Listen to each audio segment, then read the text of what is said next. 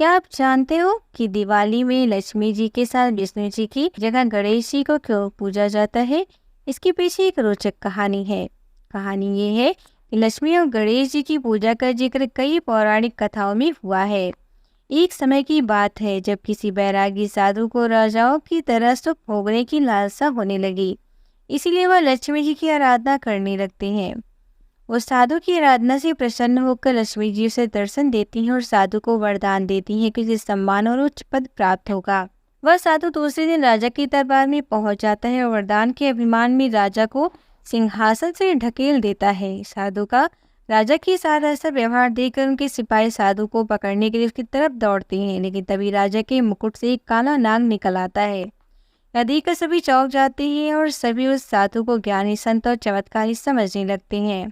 वहां दरबार में मौजूद सभी उस साधु की जय जयकार करने लगते हैं। राजा भी साधु से खुश होकर उसे अपना मंत्री बना देता है। साधु के मंत्री बनने पर राजा उसे निवास के लिए एक महल देता है, जहां वह शान के साथ रहने लगता है। कुछ समय बाद एक दिन साधु राजा के हाथ पकड़कर उसे दरबार से खींचते हुए बाहर ले जाता है। यह देखकर उसके दरबारी भी पीछे पीछे भागने लगते हैं। सभी के दरबार से बाहर निकलते ही भूकंप आता है, जिसमें महल खंडहर बन जाता है। सबको लगता है कि साधु ने उनकी जान बचाई।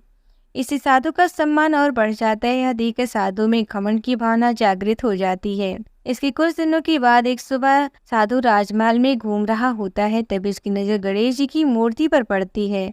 साधु को वह प्रतिमा अच्छी नहीं लगती तो वह उससे हटवा देता है। इससे गणेश जी साधु से रुष्ट हो जाते हैं और उसकी बुद्धि भ्रष्ट कर देते हैं। इस कारण वह हर काम उल्टा पुल्टा करने लगता है। इससे राजा साधु से क्रोधित होकर उसे कैदखाने में डलवा देता है। साधु कैदखाने में ही फिर से लक्ष्मी जी की पूजा आराधना करने लगते हैं। कुछ समय बाद लक्ष्मी जी साधु को दर्शन देती है और कहती है कि तुमने गणेश जी को रुष्ट किया है, इसीलिए तुम्हें गणेश जी की पूजा करने प्रसन्न करना होगा। लक्ष्मी जी की बात सुनकर साधु गणेश जी की आराधना करने लगते हैं। इससे गणेश जी प्रसन्न हो जाते हैं, उनका क्रोध शांत हो जाता है और वह राजा के सपने में आकर साधु को फिर से मंत्री बनाने के लिए कहते हैं। राजा दूसरे दिन साधु को कैद से आजाद कर फिर से मंत्री बना देता है। इस घटना के बाद लक्ष्मी और गणेश जी के साथ पूजा की जाने लगी। लक्ष्मी जी धन की देवी हैं तो गणेश जी को बुद्धि को संयम में रखने वाला माना जाता है। वैसे कहा भी गया है, एक संपन्न जीवन जीने के लिए धन और बुद्धि दोनों जरूरी होते हैं, इसीलिए लक्ष्मी जी और गणेश जी की पूजा साथ में की जाती है। दोस्तों, इस कहानी से यह सीख मिलती है कि हमें अहंकार नहीं करना चाहिए, क्योंकि अहंकार के कारण जो हमारे पास है वो भी हमसे छिन सकता है।